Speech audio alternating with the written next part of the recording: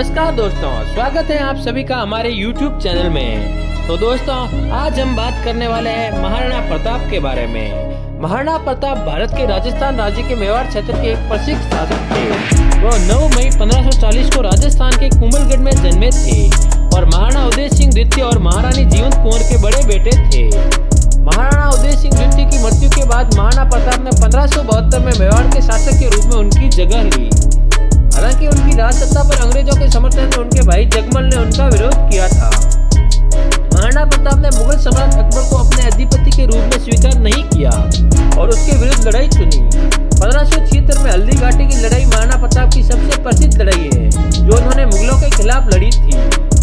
महाराणा प्रताप ने अपने राज्य की स्वतंत्रता और संप्रभुता के लिए अपने जीवन का अधिकांश समय लड़ाई में बिताया।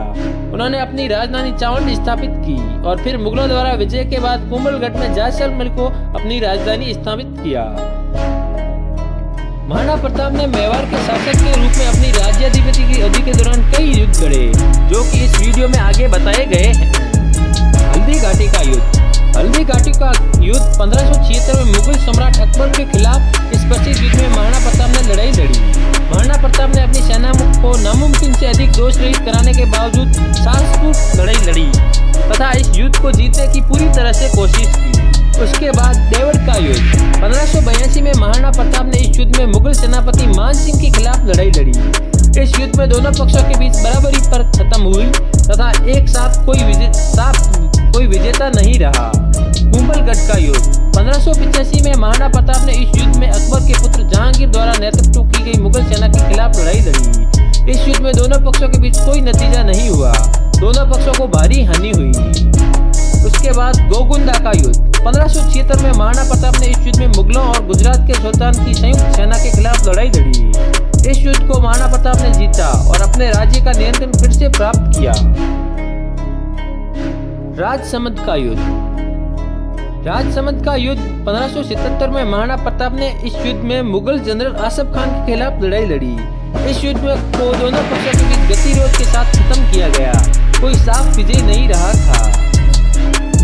चलिए दोस्तों, अब बात करते हैं महाराणा प्रताप के मित्रों के बारे में। दोस्तों, महाराणा प्रताप के कई ऐसे मित्र भी थे जिन्होंने उनकी संकट के समय में बहुत सहायता की थी और उनमें से एक थे भामाशाह। भामाशाह एक धनवान व्यापारी थे जो मुगलों के खिलाफ महाराणा प्रताप का वित्तीय समर्थन करते थे। वह महाराणा प्रताप के सबसे करीबी मित्रों में से एक माने जाते थे और एक महान देशभक्त के रूप में याद किए जाते हैं। हाकिम खान सुर। हाकिम खान सुर एक मुस्लिम शानदार थे जो मुगलों के खिलाफ महाराणा प्रताप की लड़ाई में समर्थन करते थे।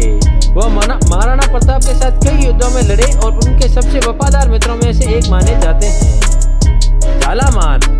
झालामान एक राजपूत योद्धा थे जो हल्दी घाटी के युद्ध में महाराणा प्रताप के साथ लड़ाई लड़ते रहे। वे अपने साहस और महाराणा प्रताप के प्रति वफादारी के लिए याद किए जाते हैं। हाड़ा राजपूत। हाड़ा राजपूत योद्धाओं की एक जाति थी जो मुगलों के खिलाफ महाराणा प्रताप का समर्थन करती थी। वे उनके साथ कई युद्धों में लड़े और उनके सबसे वफादार सहयोगी माने जाते थे। राव पूंजाजी। राव पूंजाजी एक राजपूत शानदार थे जो मुगलों के खिलाफ महाराणा प्रताप की लड़ाई में समर्थन करते थे। वह महाराणा प्रताप के साथ कई युद्धों में लड़े और उनके सबसे करीबी मित्रों और सहयोगी माने जाते थे। इस प्रकार से हम कह सकते हैं कि महाराणा प्रताप के कुछ ऐसे मित्र भी थे जो उनके राज्य के शासनकाल में उनका समर्थन करते थे और उनकी वफादारी और साहस आज भी याद किया जाता है। दोस्तों, इसके अलावा भी महाराणा प्रताप के पास एक ऐसा वफादार घोड़ा था जिसके आज भी चर्चे होते हैं। उसका नाम था चेतक। चेतक महाराणा प्रताप का पसंदीदा घोड़ा था और भारतीय इतिहास में एक पौराणिक चरित्र है। चेतक और महाराणा प्रताप की कहानी वफादारी, बहादुरी और बलिदान की एक महाकाव्य है। पौराणिक कथा के अनुसार चेतक एक शक्तिशाली और शानदार घोड़ा था और महाराणा प्रताप उसे बहुत प्रेम करते थे। 1576 में जब हल्दी घाटी का युद्ध हुआ तब मुगल सेना के खिलाफ महाराणा प्रताप चेतक पर सवार होकर युद्ध में उतरे। युद्ध के दौरान चेतक गंभीर रूप से घायल हो गया था और उससे चलने में असमर्थता हो गई थी। महाराणा प्रताप को समझ में आया कि वह अपने प्रिय घोड़े को पीछे नहीं छोड़ सकते थे और उस पर डरावनी भागीदारी करते हुए उससे बच निकले।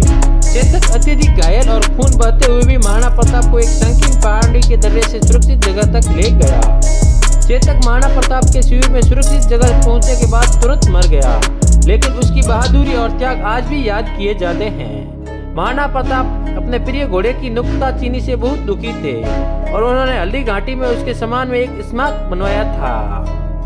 दोस्तों, चेतक वफादारी, साहस और निस्वार्थता का प्रतीक के रूप में याद किया जाता है और उसकी कहानी आज भी भारतीयों की पीढ़ियों को प्रेरित करती है। तो दोस्तों, अब बात करते हैं महाराणा प्रताप के स्वर्गवास के बारे में। महाराणा प्रताप का स्वर्गवास 29 जनवरी 1557 को चांद में हो गया था।